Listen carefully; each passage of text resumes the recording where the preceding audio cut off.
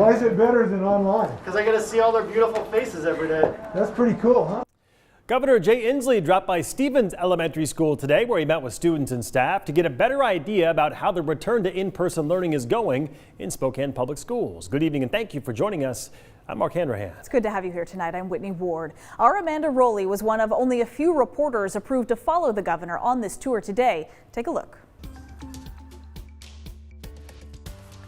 Good evening. Teachers and students alike were all very excited for Governor Jay Inslee's visit to Stevens Elementary School today. Now, he said this afternoon his takeaway from the tour is that hybrid learning and returning to school safely can be done if we work together.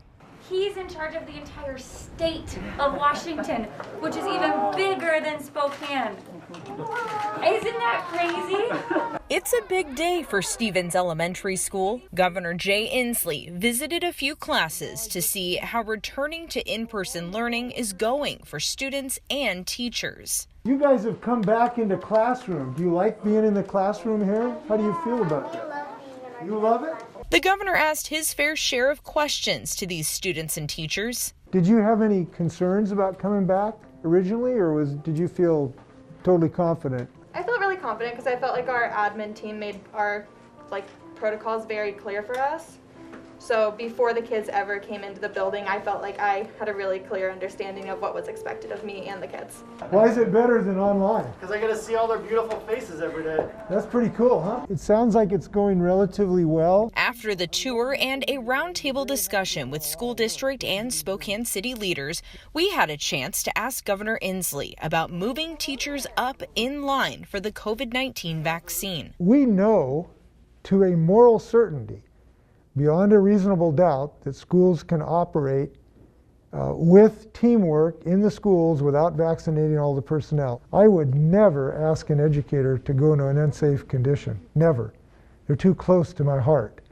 And what I'm saying today is I'm seeing educators leading all over the state of Washington, showing how to do this safely. Do you anticipate relaxing the social distancing guidelines from that 6 feet? I know we have high schoolers coming back to class on March 1st. So not in the short term, but this is an iterative process. We learn as we go, the science develops.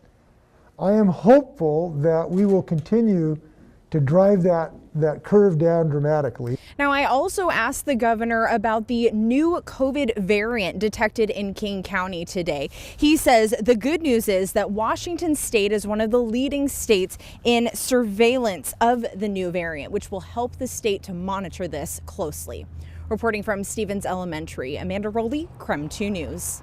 And also this week, districts across the area are focused on getting kids back to school. Just last week, SPS announced middle and high school students will be returning to class in person starting on March 1st. So here's what we know about how that is going to work. Students will be split into two groups. They'll be attending class in person on an alternating schedule. So students with even numbered homes in their address, they're placed in group A. Odd numbers are group B. Every student needs to complete a health check at least 30 minutes before they come to school every day, and everyone will be required to wear a mask all day, every day.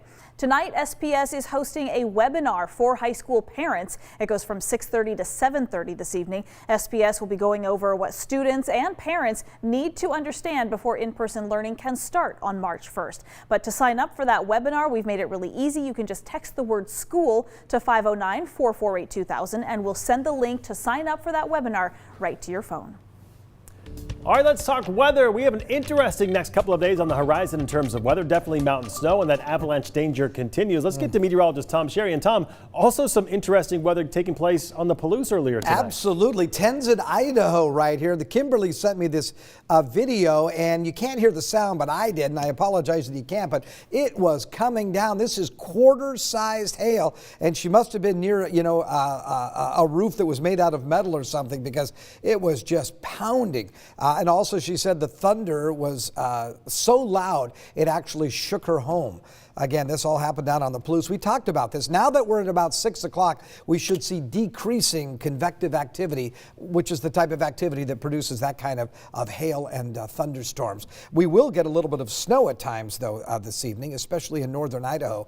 Right now, we're at 35 degrees. We had an absolutely gorgeous sunset. When you take a look at the radar, again, you can see the white indicating snow moving into into areas of southern Shoshone County. Also a little bit of light snow now moving into areas of northern Spokane County. Here's a closer look at that. You can see what I mean. Nothing happening in the actual city of Spokane, but you can see as you get south of Inslee and then tracking towards the northwest corner of Spokane County, we've got some light snow developing there. 23 will be the overnight low tonight. Could see some freezing fog overnight. And then tomorrow, I think we're actually going to clear out and see some sunshine with a daytime high of 39. For the weekend, I've got mostly dry weather, highs in the upper 30s and lower 40s. We are tracking more snow this week on Thursday. I'll tell you what to expect when that arrives coming up in a few minutes. Sounds good, Tom. Talk to you later in the show. Idaho will now require people to show proof that they work or live in the state to get a COVID-19 vaccine. Public health officials discussed this move and gave an update on the state's vaccine rollout in a press conference earlier today. Ian Smay of the KREM 2 vaccine team is live in the newsroom tonight with more on all of this. Ian? That's right, Mark. This new requirement comes weeks after Washington announced the same rule for its mass vaccination sites. Health officials say this move has more to do with vaccine supply than out-of-staters going to Idaho for the vaccine. Idaho has announced it will now require people to show proof they work or live in the state to receive a COVID-19 vaccine. The forms of proof listed by the state include a driver's license or work or school ID, a letter with the person's name and address, a utility bill with the person's name, or a voucher from a registered organization or agency saying the person lives or works in Idaho. But public health officials say this isn't meant as a barrier. They're meant to be pretty broad. They really say just some reasonable reason to believe that this person lives or works in Idaho. So again, we're not trying to create a barrier for those that live and work in Idaho, but we are trying to set an expectation that if you don't live in Idaho, you should get vaccinated in your home state. Officials explain this move has to do with demand for the vaccine outpacing supply. People from out of state coming to Idaho for the vaccine wasn't a widespread issue for the state or any area in particular. In fact, statewide, a relatively low number of people who don't live or work in Idaho have received the vaccine. We do estimate that there's about 38,000 to 41,000 people who work in Idaho but don't live in Idaho. They could still get vaccinated here. And to date, as near as we can tell, about 4,800 people have been vaccinated who didn't live or work in Idaho. They've been vaccinated in Idaho. Officials have also addressed the vaccine delays caused by last week's severe weather across the country and here at home. Last week, Idaho was set to receive 30,000 vaccine doses in total, all of which were delayed.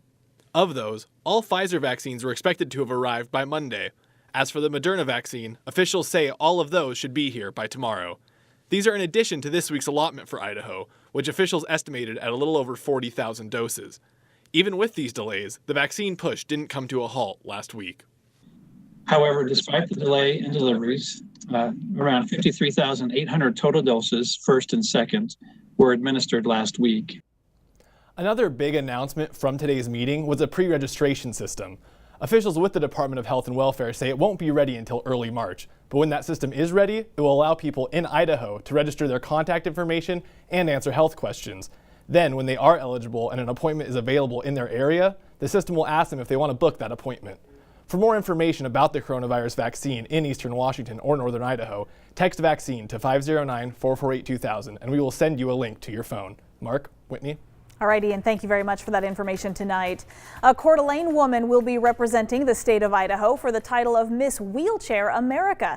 Having struggled with chronic pain for almost a decade, Devin Burdett finally got her diagnosis less than a year ago. And looking for a way to connect with the community, she discovered an advocacy program called Miss Wheelchair Idaho. She decided to enter, and she won. I figure I already won the state of Idaho. Why not take on the whole world?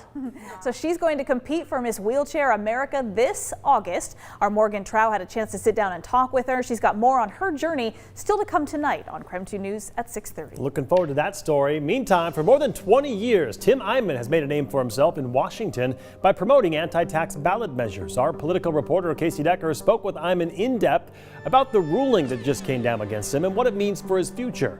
He also spoke with the state attorney general who prosecuted the case. We have that story coming up after the break.